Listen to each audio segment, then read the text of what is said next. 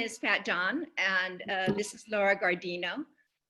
We're longtime friends, but also Laura has been a professor of professor of history at San Jose State University Evergreen College for many years, also taught in the public schools. Similarly, I was a professor at San Jose State for many years in the history department. And Laura is, kind of renowned at San Jose State for being a very early online professor and has been on the cutting edge pretty much all of her career for more than 15 years. So essentially, I'm hoping that everybody is okay with us going ahead and getting started here. And we're kind of here because of the fact that universities are in a situation now where they, yes, have to go online. Increasingly, many universities are going fully online. Many universities are doing hybrid mode. Some universities are going to start off with face-to-face in the fall, move back into online in case there's any difficulties or anything like that. But one of the big problems for universities also is that this has been a horrible financial hit on the universities, and it will probably have long-term ramifications. Increasingly in our discussions with professors, we have talked to them and they're suggesting that online will probably become more of a feature for universities in the future.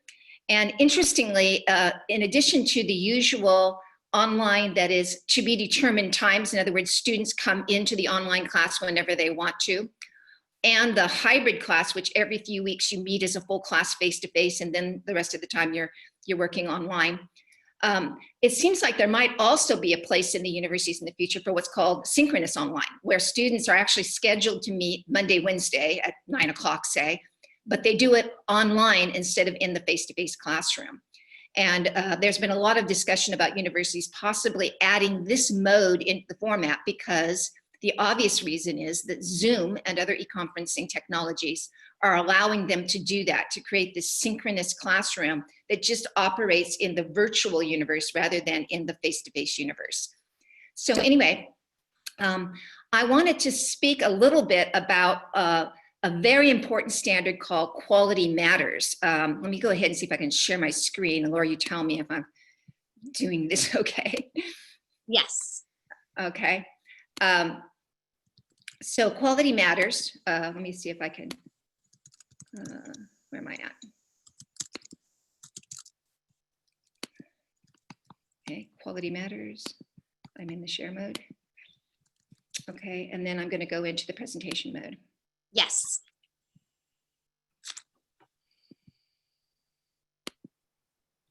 Okay.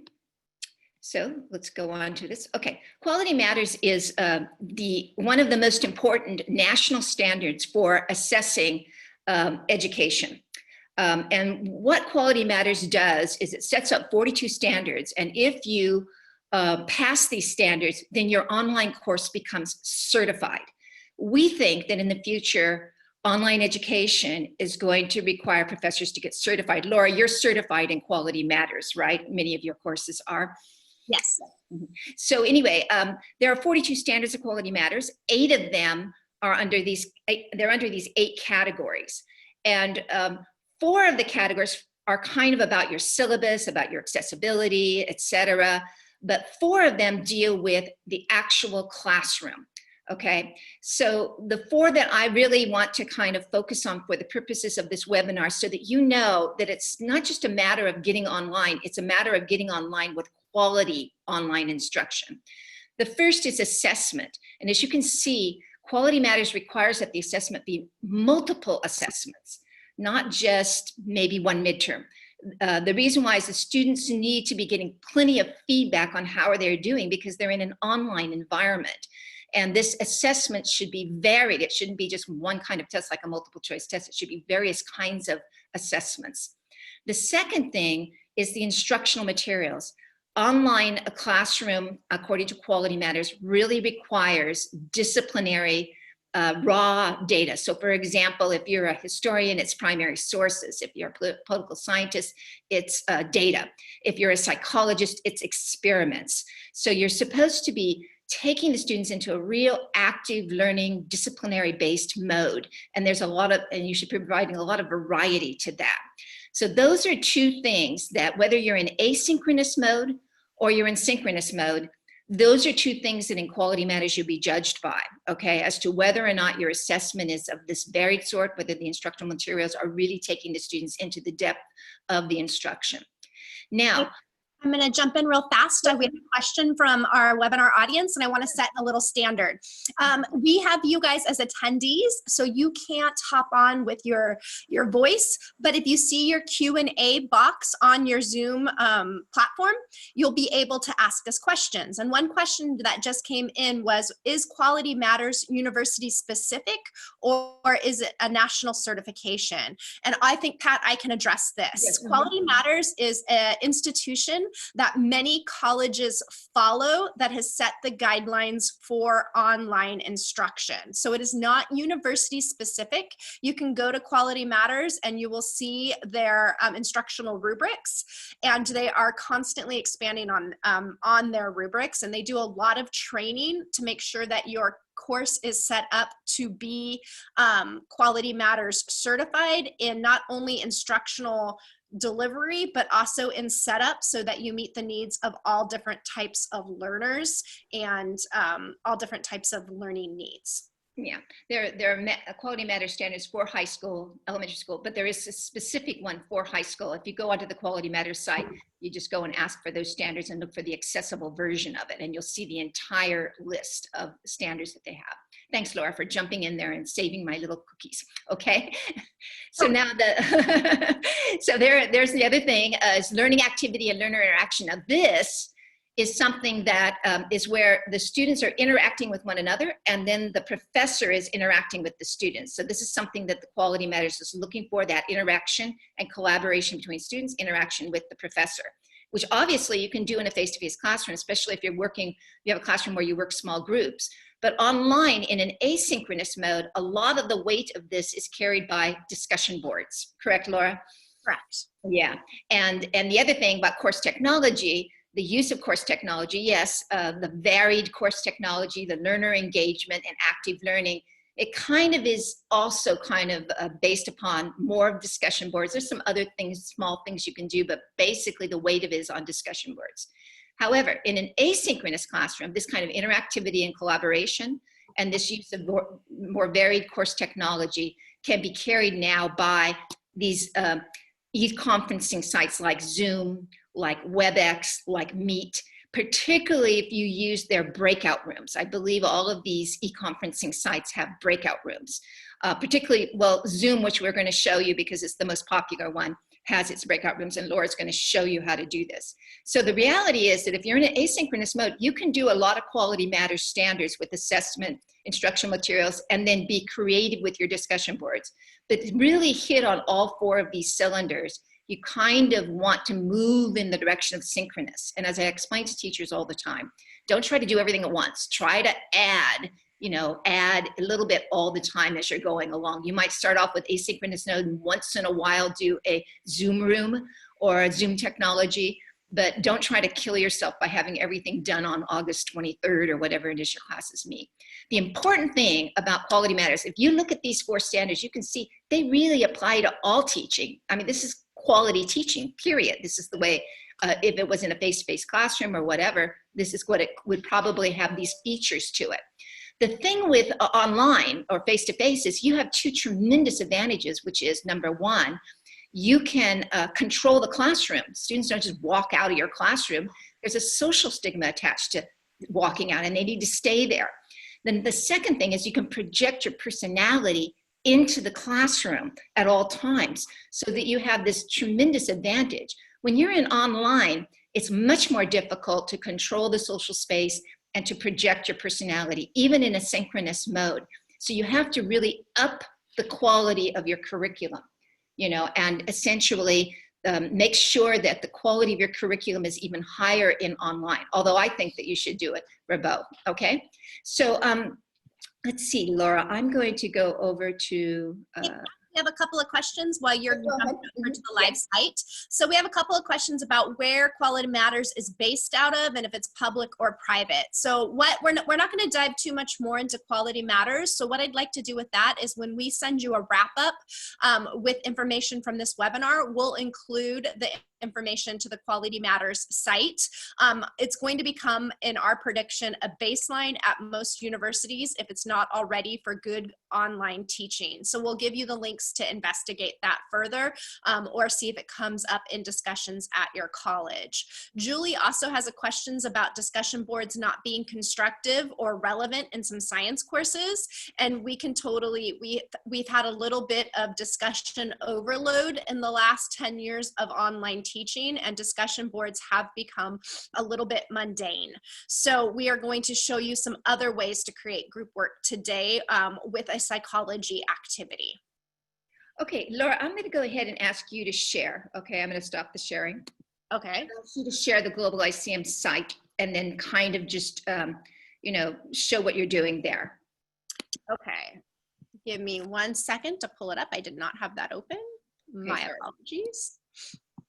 Do you want me to log on to the account that you gave me? Yes, please. Mm-hmm.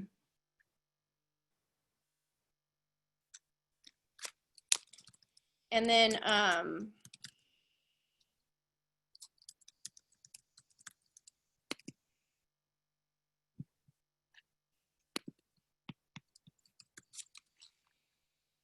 okay, I'm gonna share screen. Are you able to do? Yep, give me 1 more second. Thank you for everyone's patience. Yes. Technology is learning on the fly sometimes and pivoting when there's mistakes. Can you see my screen now? Yes, I can. Mm-hmm. Go ahead. Okay. American history. Mm-hmm. So one of the ways, I have been an online teacher since 2013, and I went and got an online teaching certificate from Saracosa Community College, which had a really good program. And then later when Quality Matters was introduced, I went through their training also. And it was typically focused on the asynchronous mode, where students would work and you'd have a set of deadlines on a weekly basis. And I still do this. This semester, my courses were all asynchronous. And so the transition when COVID hit wasn't too terrible for my students. In fact, they had a routine, they had a structure, and we kept going because we were asynchronous. And two of my saving graces in the asynchronous mode is this ability to have students assess in different ways. And the first one we do is an activity. And I am a Globalized user, and they have wonderful activities that give them a practice in the historical field. So I'm a historian by nature, and these activities let my students practice using those historical thinking skills. And all of the Globalized activities, no matter what discipline you are on, have this same format. It gives the students background knowledge in both media formats and written text. So this helps them understand a little bit better. It builds off the chapter. It's not repeating the chapter that they read for the week or the text that they were assigned. It builds off of them and gives them a background into a very specific problem.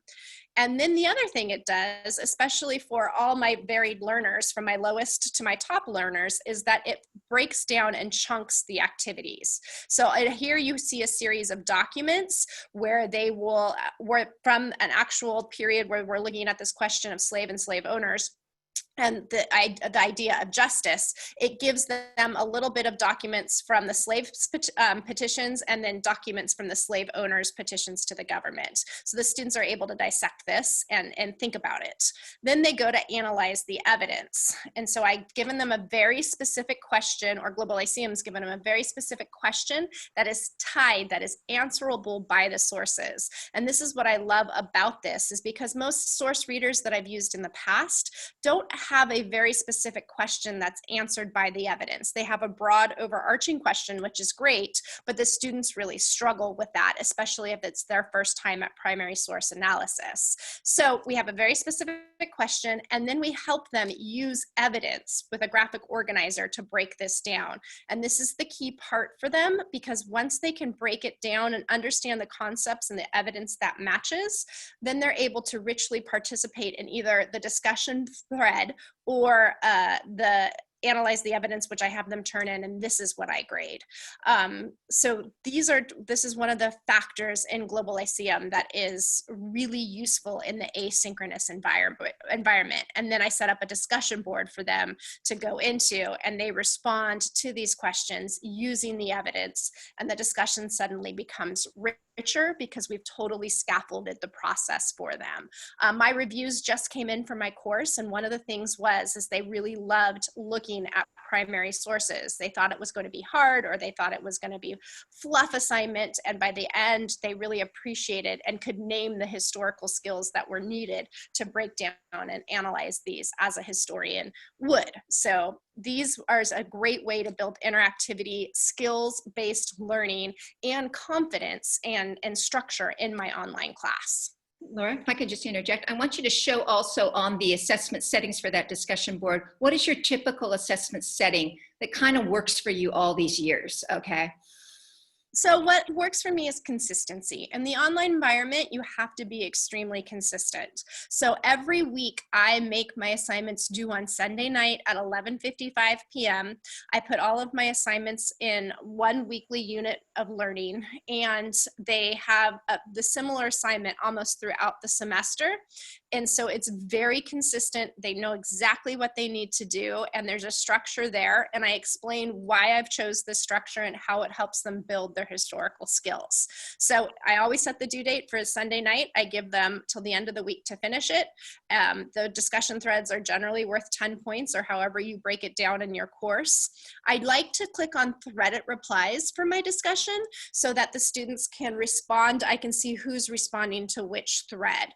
If you don't do a threaded reply, then you just have students responding, and there's no kind of continuity between the discussions. It depends on the type of discussion that you want, and I want people responding to each other, so I use threaded replies. I also do a flagging of posts. This prevents students from flaming each other, so if something gets out of hand, which has rarely happened to me, I can count 1 to 2 times in the last 13 years where somebody wrote an inappropriate post for me. But if you do the flagging, it allows other students to bring it to your attention if something's going crazy, so you can kind of catch it in a more real time. And then I like them to have at least 50 words in their post. If it doesn't do that, then it doesn't let them post it, and they know that they need to work a little bit harder at that assignment. So this is one of the common ways that I set up the discussion boards. I sometimes beg, borrow, and steal from Globalization, and sometimes I create my own question. The key with creating discussion questions, though, is to not make them dead-end questions where there's not a lot of discussion. They have to be very open and very kind of almost controversial in the fact that you'll have differing opinions on them. And Laura, besides using the analyze the evidence and the discussion board combo, if you could close out of this, I want to take you back to the Instructor Portal. Close out of that guide, right? Yeah.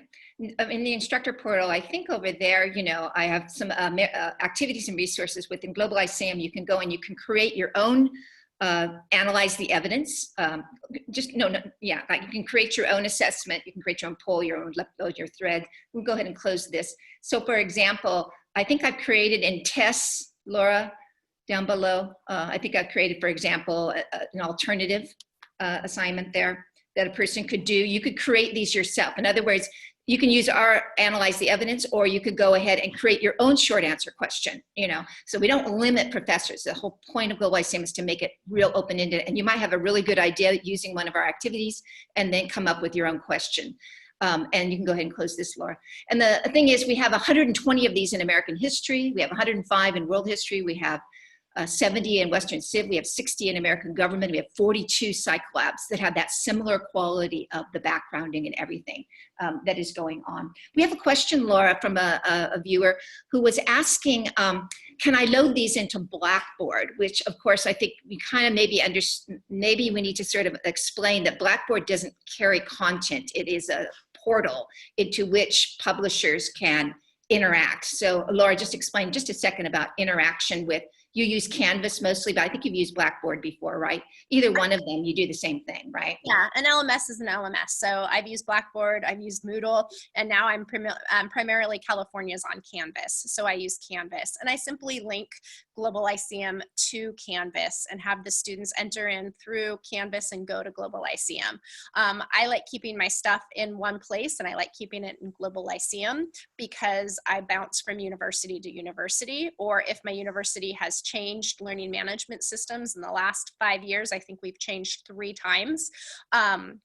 So it just gives me continuity in an environment that I get to control, but you can link the 2 systems together. Laura, we have another question that basically says, is there an advantage to using discussion boards in Globalization versus just using them in Canvas or Blackboard? So from your experience, I think you've done it both ways, right? I have done it both ways. I like the discussion board in Globalization because they have this feature that's called the Easy Grader. And this is a sample course, so of course there's no students in it yet. But here the student would post their discussion and I just get to drag and drop over the comment. So it's really easy, or I can click on the text and create my own comment. So I like the grading feature of the Easy Grader a lot better in Globalization than in Canvas, but they're the same, essentially the same thing. Okay, so Laura, let's go over, we're gonna take some more questions. We're accumulating those questions and I'm reviewing them as Laura does it. Let's go over to a synchronous mode. Somebody just asked about, okay, how do you do this synchronously? So we wanted to show asynchronous and synchronous because we know that professors have been a little bit worried about using Zoom in a live way, you know, and so they wanted to know, what can you do with asynchronous mode? So you can do a variety of assessments. You just need to follow your quality matters. It's really a good idea to follow quality matters and find variety in your assessment and find variety in your activities. And I think, Laura, maybe before we leave this, talking a little bit more about globalized STEM activities. As I said, we had 120 of these in American history. Some of them are simpler. Some of them are more complex. That particular one on slave and slave owners was recommended to us by Alan Taylor, who is one of the authors for Globalization, because it deals with the controversial issue of right after the American Revolution of you know, whether there should be justice or whether economic issues should be more of concern to people. So anyway, it's this idea of doing lots and lots of activities so that you have a lot of variety, Laura. I know that you and I have discussed this. Many kids come to us from high school who really don't have much background, and they need to really have a lot of experience with lots and lots of different kinds of primary sources. You can upload your own primary sources, by the way, into Globalization. If you want to go and take the entire text of the American Revolution, American Constitution or whatever, and do something, you can build that, okay? But the idea is to do something on a very weekly basis, right, Laura? Maybe you want to speak just a moment to that. So did you want to talk about the synchronous mode or the asynchronous mode? Either way, the idea of using activities almost on a weekly basis. I think sometimes you use 2 activities in a class session. Sometimes you use 2 activities a week. You do several activities actually each week. You make it a very important component of your teaching. And it helps with the online, I think, because it creates that depth. Yes, I do 1 to 2 activities a week. Mostly I've geared towards 2. I've gone a little bit away from the discussion board and do the discussion board bi-weekly now. Not bi-weekly, I'm sorry, bi-monthly. So I do it twice, every 2 weeks I'll hit a discussion board. And I'll do more activities because the students really have that engagement. And the work is kind of transferred from me talking about it to them actually doing what I asked them to do. So it'll give the blurb in the text, I'll do my weekly announcements, and then I'll have them really practice with the activities. And my level of engagement has gone up in the course. The students appreciate these things because they're very small, they're very doable. It helps build those skills of the historian or the psychologist, and then it moves them on in their path, and it hits those standards in quality matters for having a rigorous, engaging course. Okay, so we're going to move on now to psychology, although keep putting your questions up, even if we are going on to something else. If you have other questions, please keep putting them up and we'll keep pulling them in. So what's happening here in this second one, Laura, psychology in the synchronous mode and established groups, is what you're going to show here is a globalized psychology lab called Little Albert Experiment, okay? It's one of the 42 that we have. And even though you're not a psychologist, good teaching is good teaching, right, Laura? So anyway, I want you to, what we're going to do here is show little Albert the experiment being done in a Zoom breakout mode, and then using Globalized CM group grading technology so that a group leader, the students can collaborate together as a group, and they can submit the assignment through Globalized CM as a group assignment, and then you can go ahead and you can grade those. So you create that interactivity and that collaboration of students and that discussion between students about the activity so that they submit it as a group. Okay, so Laura, let's go ahead and start off with what are the three things? You're going to use three things, I think, here to set up this activity. You're choosing three pieces of Globalized SAM assessment. What are the three?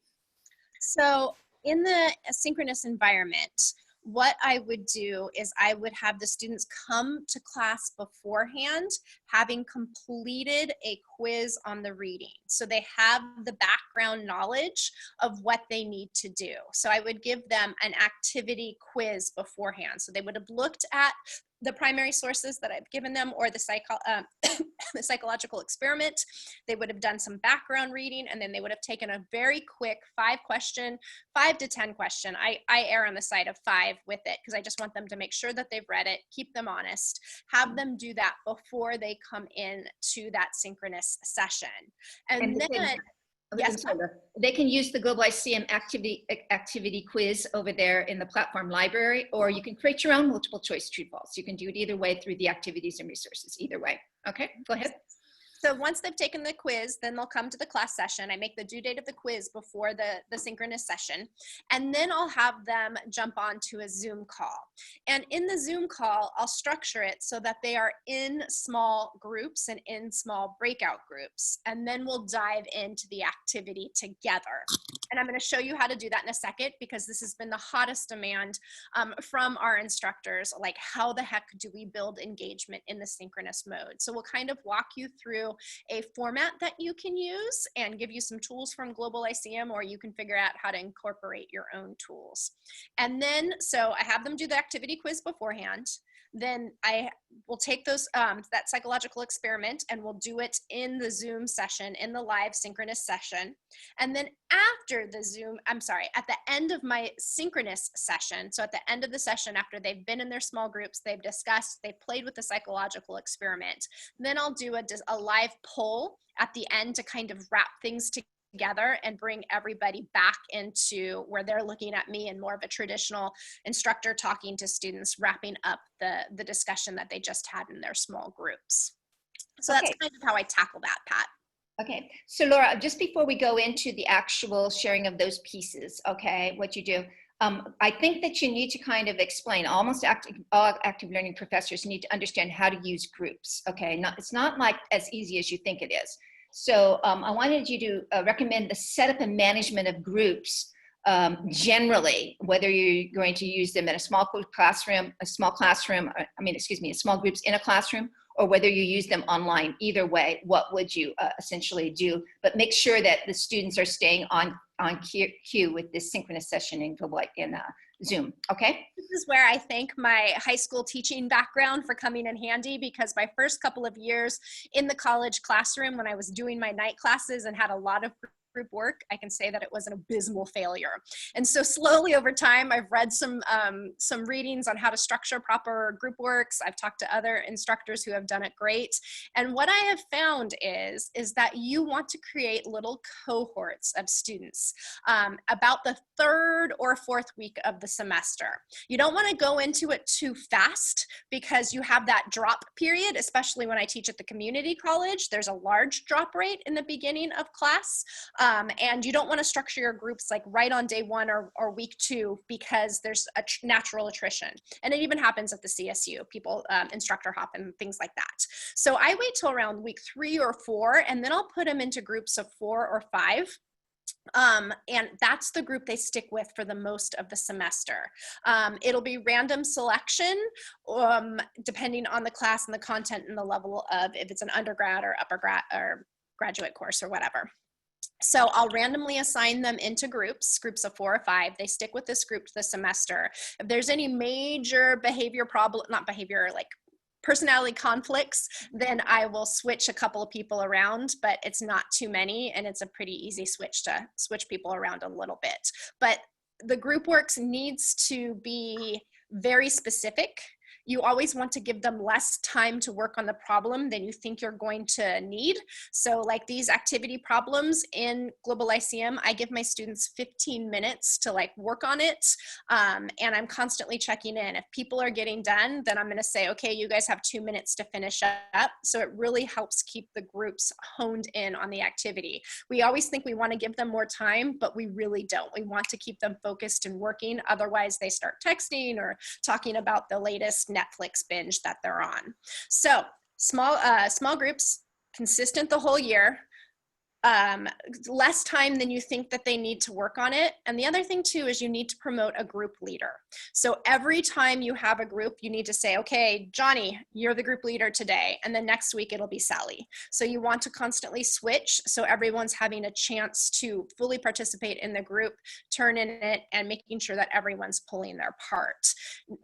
Doesn't mean that there's not going to be problems in your groups, but this is the path of success that I've had with my groups when I do it and set it up this way. And it really does help them build a sense of community. And I've even noticed that my drop rates, once I establish these groups and they get running, a couple of my students who might have naturally quit or given up are pulled back in to the course because they have this cohort of students they're working with.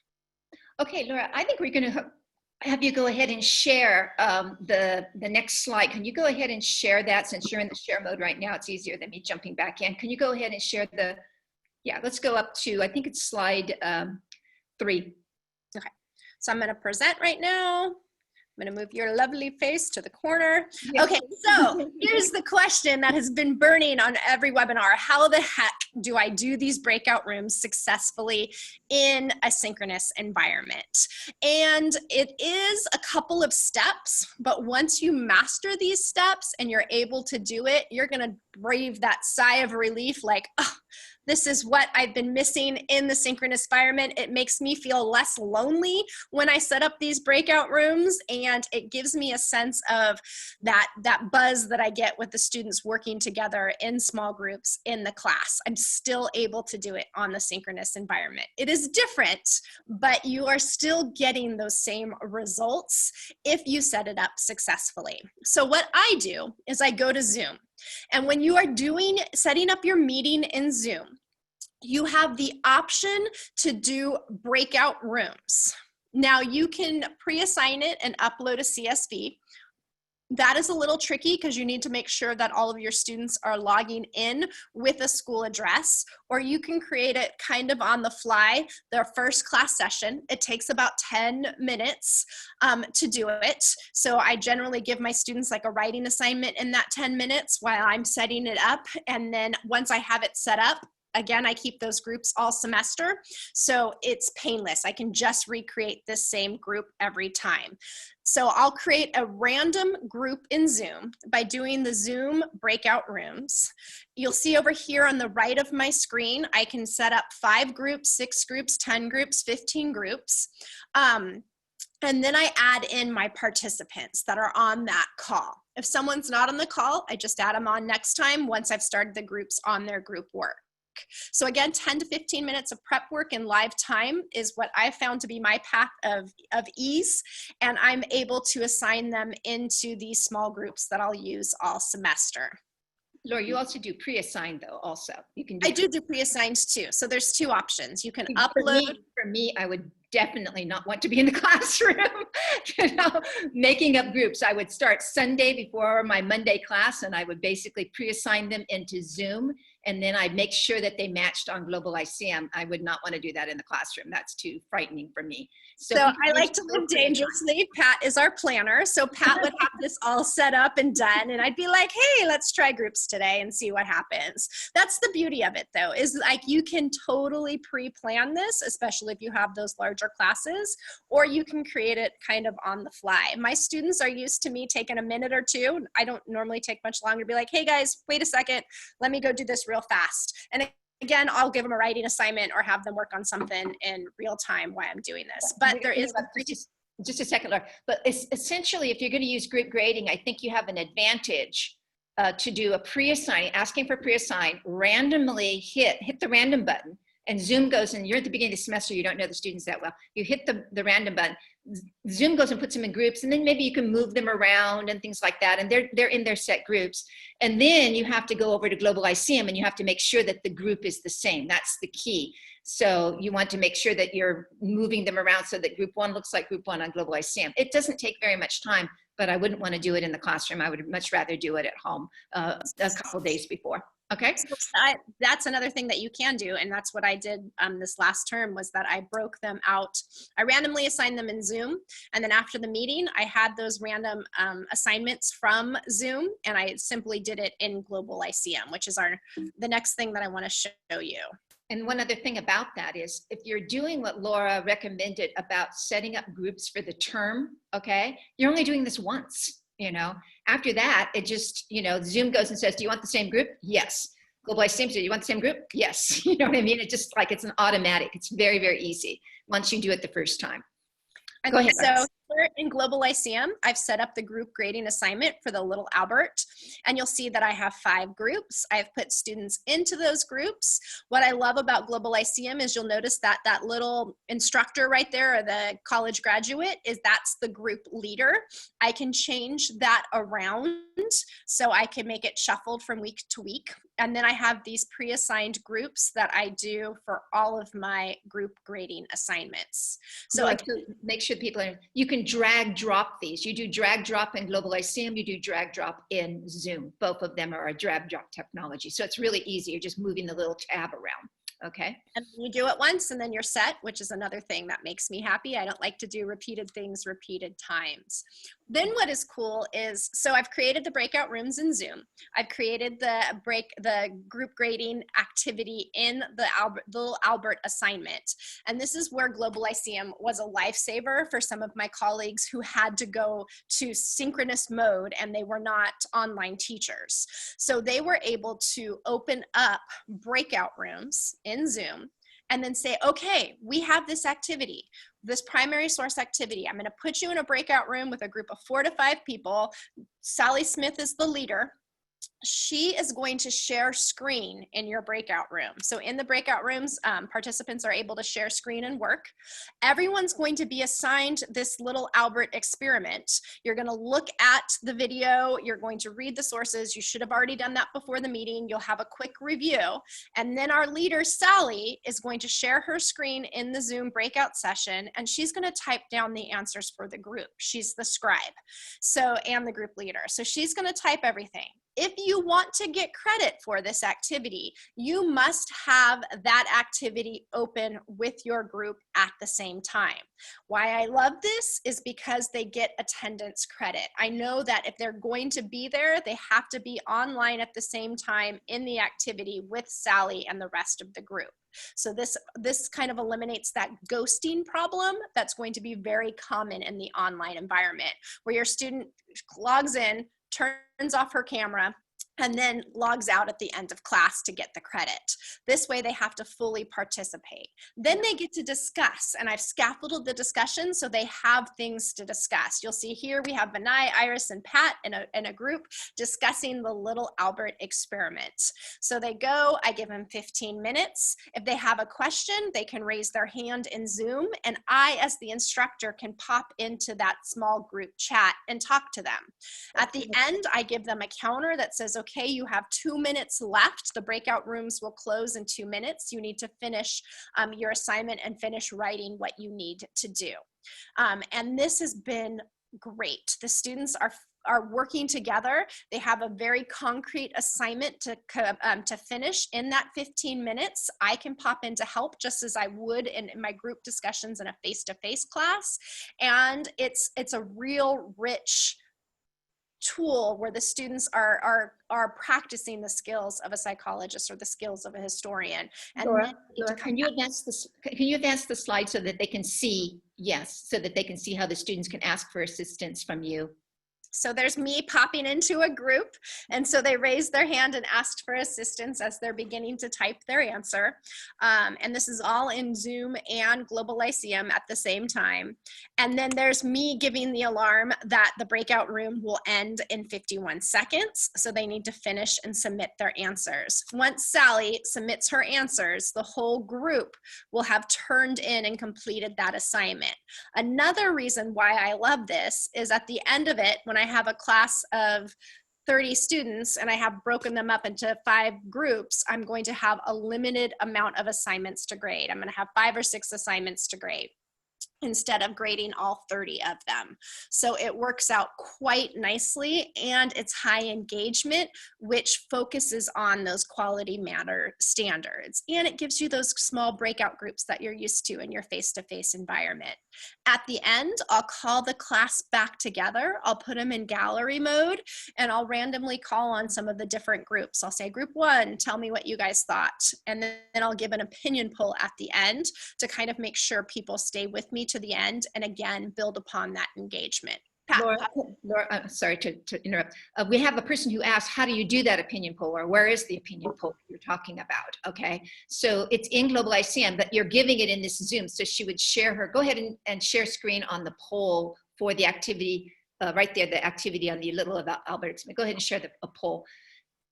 So you see here, you're going to start and stop the poll. I mean, you're sharing this screen with the students. They're on their computers. They're typing in the answers. So in this particular case, there was a discussion about little Albert, you know, what's wrong with little Albert, why it's highly unethical, blah, blah, blah. But now the question is, well, what would you do? What are some things that you could do?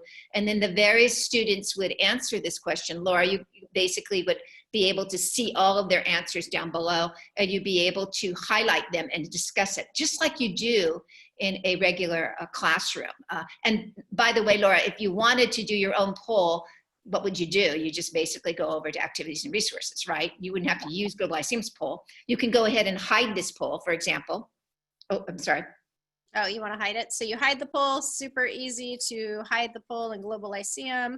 Sorry, I'm bouncing around. So you simply put the magnifying glass to make it go gray, and you can hide a poll there and create your own. One of the things though that I love about the polls is it's that real-time answer as you would get in class, where you're having that discussion and asking your class, your students questions about the discussion that you just had. But it also forces everyone to participate. So you have to have, everyone has to make a comment. Whereas in a face-to-face class, you would have a lot of people be silent. I use polls in my face-to-face class and my online classes all the time, because it really gets everybody to participate, and then you can cherry pick your answers as an instructor about what points you want to highlight or where the class might be going wrong. Another thing I love to do at the end of a class is I might not do an opinion poll, but I might do a live question, like, when was this little Albert experiment conducted? The students would all chime in. I'd get to see like, oh, you know, 80% of you guys said 1960s and 40% of you guys, or 20% of you guys said 1940s. And then we'd get to talk about that, and I could make sure my class was going down the path that I wanted them to go down to, and getting the results of kind of like, yeah, they totally got this experiment or not. So these are things to do at the end of class that are highly enriching. Yeah, this is this idea of lots of activities, varied activities, all related to the discipline, so that you have a program of it, and then variety of assessment, you know, discussion board, opinion poll, you know, a critical thinking quiz. We just added that piece in. I mean, one of the things that I've taught active learning for 35 years, and I can tell you that the variety of the assessment is extremely key to the success of the activity. What kills active learning is when you ask the students to do the same 15-minute response to every single thing that you do. When you do that, you will lose the students, because they become, just like the discussion board, sort of prosaic. Laura, we have a couple of questions. In fact, we have many questions. Some of them are a bit long, but I want to put these to you. I kind of don't understand this question, but maybe you do. If you create the groups live time for a class, do you need to set up different Zoom class periods for each course you teach? Or do they all appear and you can select the groups you want to use? I'm going to give you guys a full disclaimer, and that I'm slowly becoming a Zoom experts. I tend to like to just use one group code because it's easier for my students to remember. And I know Zoom does a really good job of sharing its data, but I've only experimented with one of my classes. So that'd be something we'd have to research a little bit more on Zoom. If you wanted to just do ease, like say, hey, you know, History 15A is this Zoom code, History 20 is this Zoom code, that might be a way to do it. But I'm going to be honest, I'm not quite sure the answer to that question.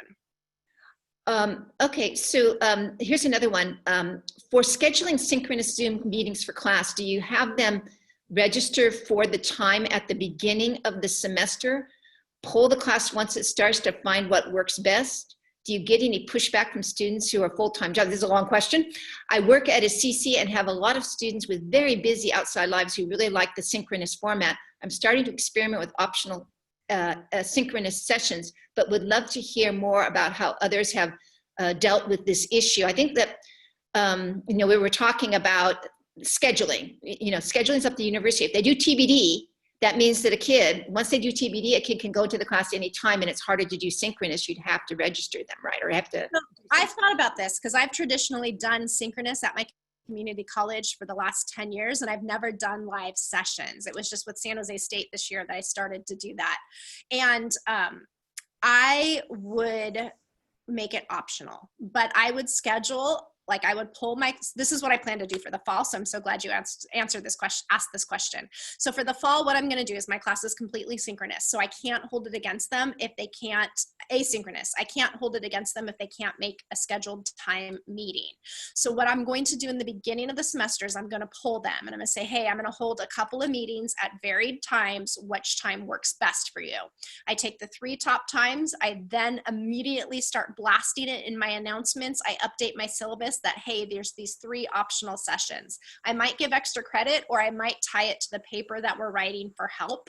I'm going to experiment with this because it's true. Community college students have varied backgrounds, lots of work going on, a little bit more so than my CSU students. So I'm going to play around with that idea, just like you said. I'm going to make the register for the class, make it completely asynchronous, but have these synchronous meeting sessions that have a very tied purpose to a big assignment in the class, and probably offer a little bit of extra credit for attending them. You know, if the universities go and start offering synchronous scheduled classes online, you know, and think about it for a moment, people. I mean, I was a professor for 20 some years, and I can tell you that 9 to 2 o'clock on Monday, Wednesday, or Tuesday, Thursday is the preferred time. Universities could basically set up synchronous online sessions or sections between 9 and 2 o'clock every day and double the number of students in prime time. You know, I think this is going to be very interesting to universities because, you know, they have difficulty filling those classes that are in off hours, really early in the morning, late in the afternoon, and students get, you know, really funky about it. I think that they think this might be an opportunity. I have a question here that's pretty interesting. Do you, and this is the freeloader problem, do you have them rate their group members at the end of the semester to prevent freeloaders? I'm not sure about doing it at the end of the semester, but maybe is there something that you have found with the freeloader issue that you've tried and it might have worked? I have them say, hey, you can be voted off the island. And if the whole group kind of says this isn't working, that's when I go and shuffle it around. Generally at week 4 or 5, once I've introduced the groups, the freeloaders appear and I can shuffle them around to a group that's a better fit. And it's also a chance for me to have a conversation with that student, like, hey, you need to pull your weight, what's going on? And have a conversation there. The freeloading problem exists in the face-to-face class, and it also exists in the online class. Unfortunately, it doesn't go away because we're online. It can actually be worse, but those students who do not participate, if they're not on the session at that time, then they don't get the credit. If they're not participating in their group, then that's a conversation that I can have with the group or with that student one-on-one. There's no easy answer to the freeloading question, though. Here's kind of a technical question. What is give them a counter? Is that just a reminder or is it a technology that counts down? I think that we're talking that it's not so much a counter, it's just like you're giving them a warning 2 minutes ahead of time. I think you do it in chat too, right, Laura? What are the ways that you warn the students you only have so much time left? So in my main screen, I just go to YouTube and you can get a free timer that says like 15-minute countdown, and I'll put that on in the main screen. So if anyone leaves their breakout session, they can see. I also say like, hey, at 9:45, the discussion's going to end. And then Zoom gives you the opportunity to close your breakout rooms as the instructor, and you can give them anywhere from a 1 to a 5-minute countdown that'll show them that their breakout room is going to close in that amount of time. Mm-hmm. So those are all kind of things I do to bring them back to me in the main session. Yeah, you can also go into the chat, and the chat shows up on the side and it says, okay, yeah. There's a chat. And there's like a 2-minute from Zoom, and there's a lot of ways to go and like press. You want to press the students, yeah. I love the chat too, because sometimes I'll be in a group and they'll ask a question, and then another group will ask that question. I'll be like, oh, here's a chat. Like, let me clarify this if there was anything that was unclear or a question that I'm getting, and it goes to everybody in the chat. I mean, in the session. So we have a question here about a professor who does a lot of walking around the room, which is really good. That's active learning. That is the way you should be. But she feels that she's kind of more working individually with students. I'm supposing that you could go and have a Zoom session. If you have a small class, like 25 students or something like that, you could essentially give an assignment to the 25 students, and they break out into pairs or singles. You could do that. You can make the groups any size you want to, and then go and touch base with them. I probably would do pairs, because pairs are like a buddy system. You know what I mean? And each kid is helping the other, each student is helping the other. And a professor can come in if the student's having an individual issue. The other kid acts like a helper, to it. That's my experience with pairs, is that's one of the advantages of it. Or maybe even groups of 3, where they're kind of feeling that. When you get into groups of 4, 5, 6 like that, then it's not something where you would do it. I don't know. Is that advice you would give, Laura? Yeah, and the other thing too is, remember, you get to schedule your time uniquely in this asynchronous environment. So maybe I do group work for the first 15 minutes and then say, okay, everyone who on my opinion poll answered this, you're free to sign off, but I want these 10 students who answered, incorrectly to stay on with me, and I'm gonna chat with you for the last 10 minutes of class in a group discussion, or I'm gonna break you guys into pairs and pop into your group. So you really get to rethink the way that you structure your class with the synchronous environment. So if you're used to popping and talking to students one-on-one, you can have that, have the last 10 minutes of class for that time.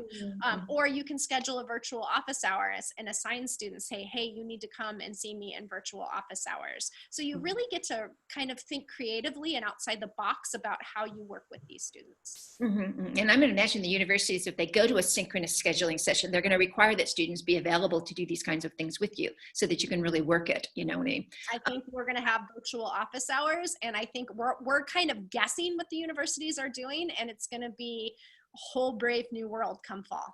Yeah, financial pressures are the worst in colleges, and wherever the money can be found, that's what they're going to do. And I would say that enrolling more students is going to be a big issue in the future. Enrolling more students means that they're going to have to provide more synchronous online, is what I think. But in any case, that's to be determined. I have a question here, which I think that we're not going to have enough time to deal with, but it's a huge question, which is, if you have 250 students, how do you Zoom? 150, but I did. So I think what we're going to do is we're going to be having another session here on lecturing, okay? And I think in the lecture, that's where we're going to get more into. This is like one component of what you could do with a synchronous mode and asynchronous mode, but also there's this whole idea of how do you do a lecture? You know what I mean? Can you, do you need groups of, like, for example, Zoom has a limit of 49 webcams that can put on one screen. Now you can paginate through, and you can see 3 screens of 50 students kind of thing. You know what I mean?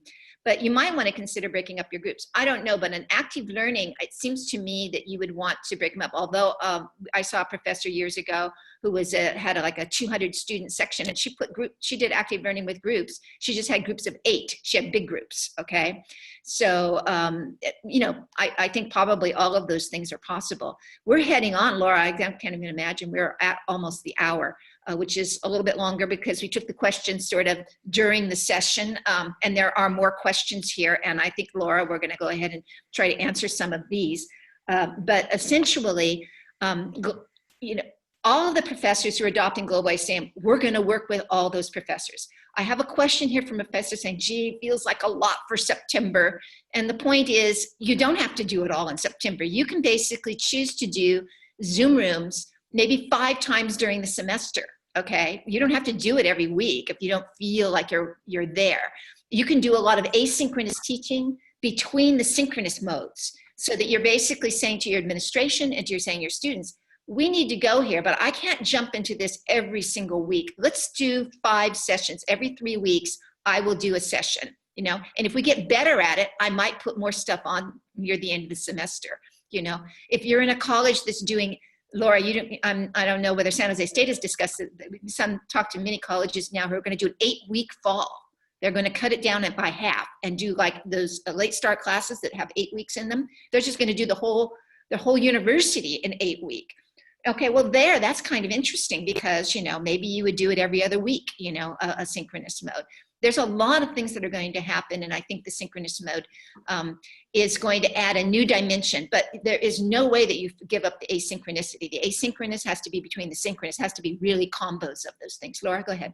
Pat, I would interject too, like take what you are comfortable at doing and then try one new thing. Like, again, we've been doing this for years, so we're comfortable and we've been experimenting and having fun. But we understand that the online environment is completely intimidating to some. So take what you've done in your face-to-face class and figure out one small way you can add that element, and then each semester you'll build it up. Unfortunately, the message slowly but surely is a bit lost in this time of crisis. But if you just start to add a little bit in with your comfort level and practice, the cool thing if you go with Globalization is that they'll give you the faculty advocate support, and they're there. They're textable and emailable and all of that kind of stuff, but take it slow and just add one part of your class into what you're doing. For example, we would have sessions where we would basically help you set up your Zoom and your Globalized CM setup groups. I mean, we basically sit down and work it out with you so that you have it done. All of our professors are going to receive that kinds of hands-on experience. If your universities have got a good e-campus going on, they probably can help you, but right now they have thousands of professors. And one professor told me yesterday that I was talking to that he was required to attend sessions, and there were people in the session who didn't know what a tool meant in online education, what a tool was in online, and some people who didn't have an email address yet. You know, and so that was like, it's a wide range of professors who are trying to come on board with this. So you need to kind of keep that in mind when you're asking universities for support. So anyway, I thank you very much, everybody, for this session. We are going to have this is recorded, and so we are going to have this sent out to all of you and anybody else who showed some interest in this session, and then we'll probably also be putting it on a YouTube for people in the future. And then we're going to ask again on survey for more topics from professors. Our next topic, next Tuesday, is going to be about lecturing in the asynchronous and the synchronous mode. There are a lot of different ways to do this, how to get those lectures out to students using both formats. So Laura and I will be doing this again, and we'll hope you come back and hear that. And you'll also be receiving an invitation from me. You know, if you'd like to set up a 15-minute session, we always provide an Amazon gift card of $25 for which you can buy your groceries, okay?